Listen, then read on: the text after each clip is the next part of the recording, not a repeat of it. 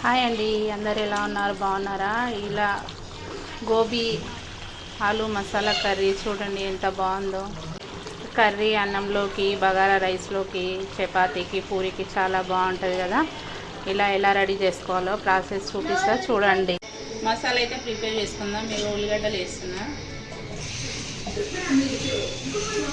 మిర్చీలు వేస్తున్నా, అల్లం వేసుకుంటున్నా, కొంచెం వెల్లుల్లి రెబ్బలు వేసుకుంటున్నా. ఇవైతే మిక్సీ పడదాము. దొడ్డు బుడ్డే పట్టుకోవాలి, సన్నగా ఏం పట్టుకోవద్దు. ఇగో మసాలా అయితే కొంచెం ఇట్లా దొడ్డుగా పట్టుకోవాలి. చూడుది. టమాటాలు అలాగా పట్టుకుందాము. గోబీ అయితే ఇట్లా వేడి నీళ్ళల్లో కొంచెము వేడి చేసుకొని ఉడకబెట్టుకొని పక్క పెట్టుకోవాలి. ఇగో ఆలుగడ్డలు అయితే కట్ చేసి నీళ్ళలో వేసుకున్నా. కలర్ చేంజ్ కాకుండా ఉంటాయని వాటర్లోనే ఉంచిన. చూడండి, నూనె పోస్తున్నా.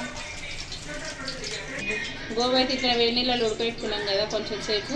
ఇప్పుడైతే నూనెలు వేస్తున్నా. చూడండి,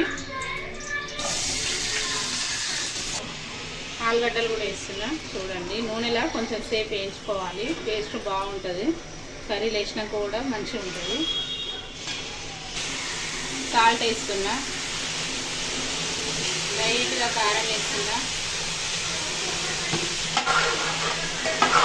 ఇవన్నీ గోల్డెన్ బ్రౌన్ వచ్చే వరకు వేయించుకున్నాము. కొంచెం వేయించుకుంటే బాగుంటుంది. ఇట్లా బ్రౌన్ కలర్ వేయించుకోవాలి. పోసుకున్నాం కదా, ఇలా అయితే చార్జీలు వేసుకుందాము. ఆకు కూడా వేస్తున్నా, కరివేపాకు, ఇందాక మనం బట్టి పెట్టుకున్నది ఉల్లిగడ్డ పేస్టు, మిర్చి అవన్నీ కలిపిన కదా ఆ పేస్ట్ వేసి. ఇందాకైతే మనం ఉల్లిగడ్డ నూనెలు వేయించుకోలే కదా, అందుకనే ఇప్పుడు పచ్చివాసన పోయేదాకా ఇట్లా నూనెలనే వేయించుకుందాము.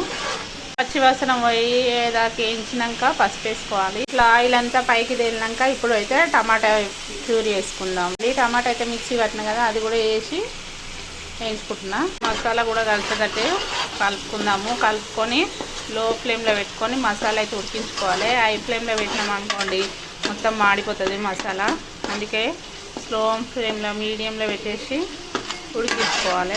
ఈ మసాలా అయితే మంచిగా ఉడికింది. ఇగో ఆయిల్ అయితే మొత్తం పైకి తేలింది చూడండి.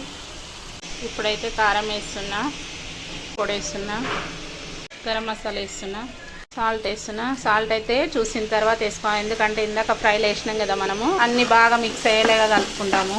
కారం, ఉప్పు అన్నీ ఉడికిపోయినాయి కదా. ఇప్పుడైతే కొంచెం తీయటి పెరుగు వేస్తున్నా. చూడండి, ఇది కూడా కలిపేస్తున్నా. మసాలా అయితే మొత్తం ఇంత ఇలా ఉడికిపోయింది చూడండి. ఆయిల్ అయితే పైకి తేలింది కదా. ఇప్పుడైతే గోబీ వేసుకుందాం. గోబీ, ఆలు అయితే వేసిన. ఈ మసాలా అంతా కలిసేలాగా కలుపుకుందాము. ఇప్పుడైతే మసాలా అంతా కలిసేలాగా కలుపుకున్నాం కదా. ఓ 10 నిమిషాలు ఉడికినాక వాటర్ అయితే యాడ్ చేద్దాము. కొద్దిగా అయితే కసూరి మెంతి తీసుకుందాము. కసూరి మెంతి తీసుకుంటే చాలా టేస్ట్గా ఉంటుంది. కర్రీ అయితే రెడీ అయింది. ఇప్పుడైతే కొత్తిమీర వేస్తున్నా.